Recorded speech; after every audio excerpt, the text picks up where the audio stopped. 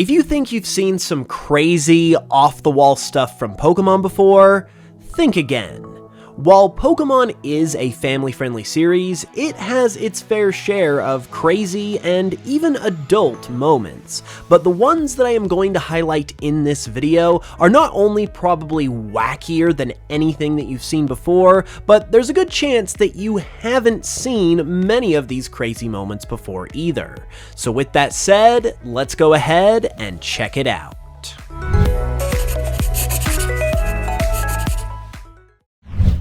So today's video is being made possible thanks in part to today's awesome sponsor, Manscaped. Manscaped products are amazing. I use them myself, and they've also launched a new one recently known as the Handyman Face Shaver. The Handyman is designed to get you that clean-shaven look super quickly and easily, and after checking it out myself, I really enjoyed the overall quality of it, which is top tier, as well as how quickly it allows you to shave thanks to how wide the razor is. And you don't even have to worry about nicks or cuts while you're shaving thanks to the Handyman's skin-safe technology. Additionally, its sleek, compact design makes it perfect for travel. It's got a 60-minute battery life with a rechargeable battery, it's waterproof, and it can even give you that clean-shaven look with up to 3 days of beard growth.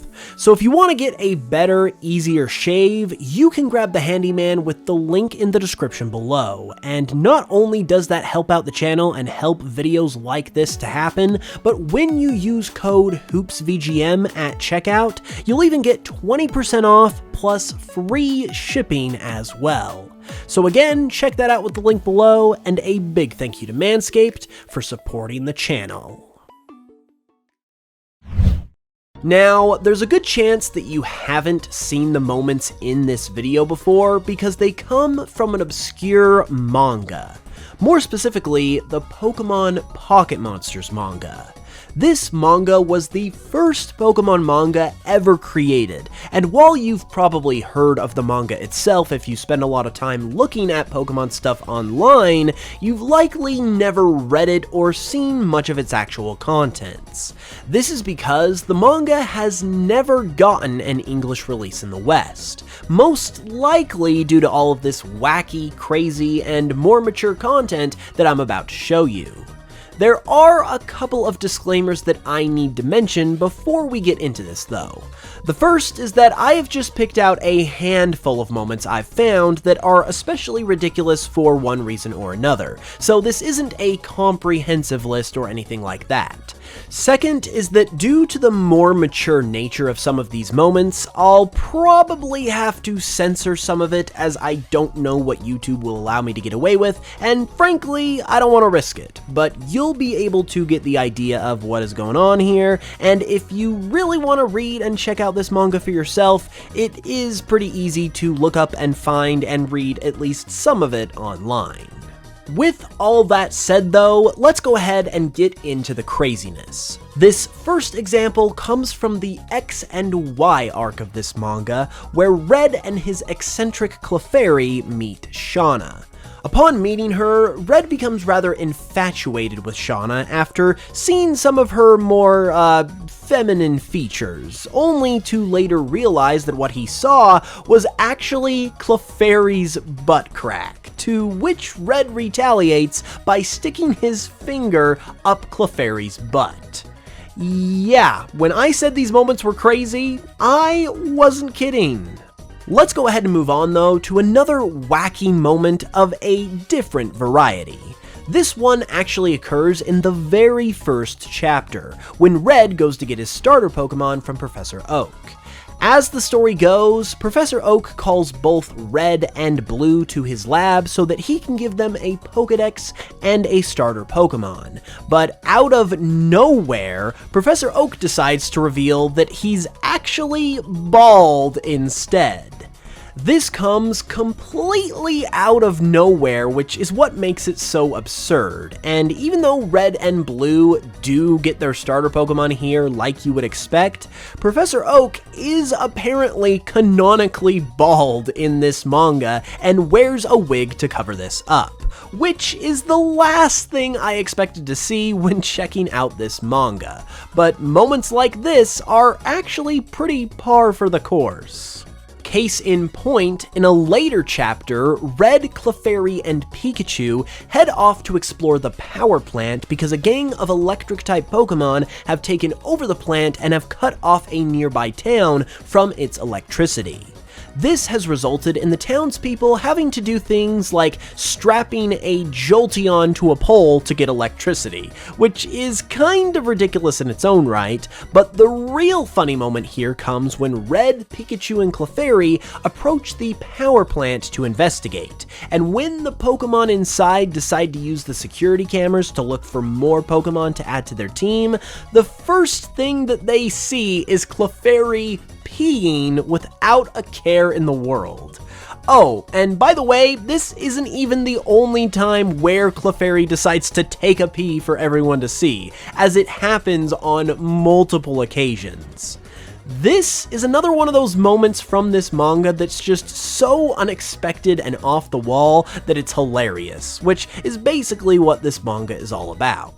If you thought this manga would call it good at Clefairy taking a pee, though, then you are sorely mistaken, because I regret to inform you that some, number 2 moments happen in this manga as well. In one of the manga's early chapters, shortly after Pikachu has joined the gang, the group are trying to catch some fish, and Clefairy has the idea of using Pikachu to electrocute the fish in the river to make for an easy catch. So Clefairy grabs Pikachu, holds him above the river, and tells him to let it rip. But instead of discharging some electricity, Pikachu discharges some doo-doo instead. Like, who thinks of this kind of stuff? How does a moment like this actually exist within an official Pokemon manga?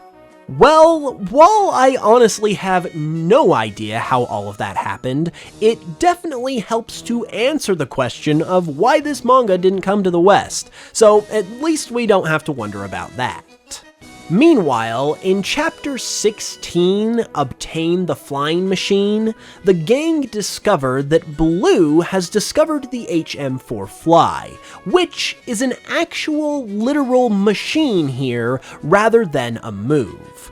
Also, it's kinda funny that he's using it on Charizard, who already has wings, but I can't exactly say that I'm surprised, to be honest.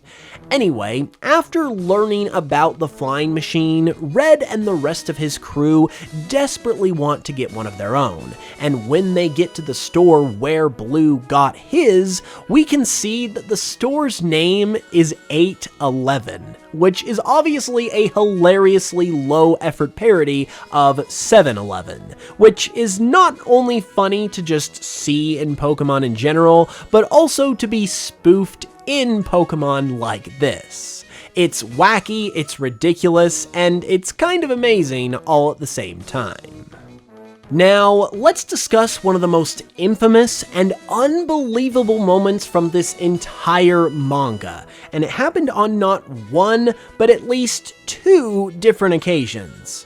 After Red, Clefairy, and Pikachu go to Silphco and obtain the Master Ball, Blue finds out about this and attempts to take it for himself, which he enlists the help of his Charmander in order to be able to do. However, while going for the Master Ball, Charmander ends up with another type of ball instead, which you might be able to guess the variety of.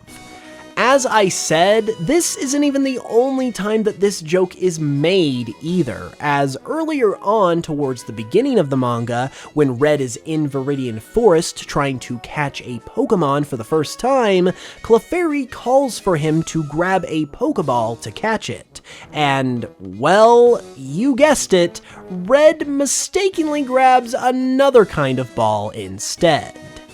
These moments are just beyond absurd by any stretch of the imagination, but to see them in Pokemon of all things is a whole new level of wild and crazy. But at the same time, you kinda can't help but to appreciate the insanity too, and the fact that this actually exists in the first place. Speaking of Red in Viridian Forest though, while he is making his way through this area on his way to Pewter City, in what is one of the very first chapters of the entire manga, and is basically the first thing he does after getting his starter and leaving Pallet Town, he runs into Mewtwo.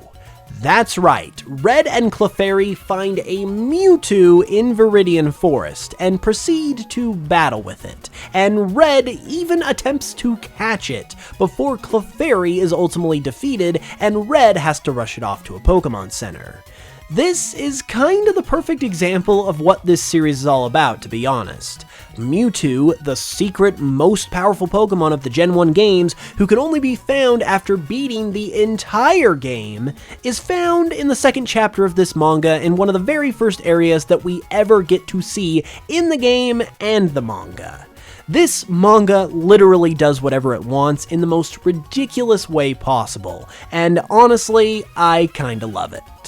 So as I'm sure you've been able to tell so far, this manga basically does whatever it wants, and when I say that, I mean it really does whatever it wants. If finding Mewtwo in Viridian Forest wasn't enough for you, then maybe the fact that Giovanni has a twin brother will be. Yeah, that's right, move over, Silver, you are not the biggest plot twist in this family anymore. Giovanni has a frickin' twin brother. This brother is not named, unfortunately, and does about what you would expect, which is help Giovanni and Team Rocket carry out their dastardly deeds. So there's really nothing wacky in that department, at least from what I've been able to see, but nevertheless, Giovanni having a twin brother in this manga proves yet again that this manga knows no bounds when it comes to doing the craziest, most unimaginable stuff possible.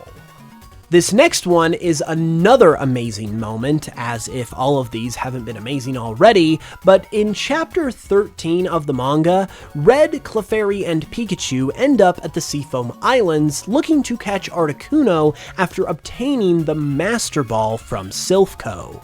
After arriving on the island, they are captured by a group of villagers, and are met by the village elder.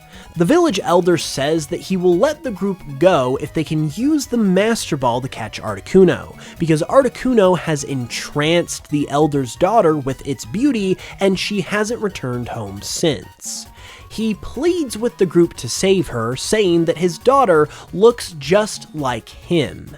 When the group imagines what that might look like though, with a wonderful visual of that provided for our enjoyment as well, they decline and say that they don't think they'll be able to do it. But then the elder's wife comes out asking for their help, who is considerably more attractive, and says that their daughter looks just like her. And the gang responds by suddenly changing their minds and now agrees to save the daughter after all. As if that wasn't hilarious enough though, when the gang finally does save the daughter from Articuno, they come to find out that the daughter was actually just a Lickitung, much to the group's dismay. And those were some insane and more mature Pokemon moments that you have probably never seen before.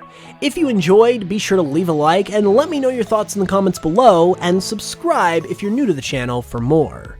With that said, I'll be back soon with another video, and until then, as always, thanks so much for watching this one, I really appreciate it, and I will smell you guys later.